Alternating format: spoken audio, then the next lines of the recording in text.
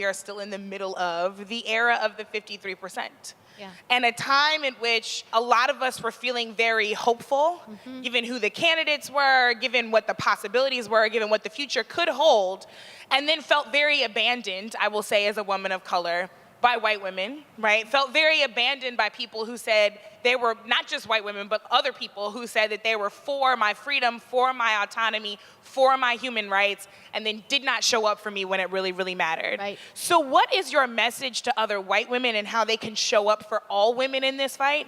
And what is your message to allies, people like men or other people who are on the fence and thinking that this isn't their fight? How do we actually get them involved? So I think there has to be an honest conversation about institutional racism and the impact it has, systemic racism, daily racism, and the systemic impact it has on women of color, because they have the intersectionality of both sexism and racism. And so what white women like me have to do is share in the burden of the fight. This should not be your fight alone. It is outrageous to ask women of color to bear the burdens of every single one of these fights over and over and over again.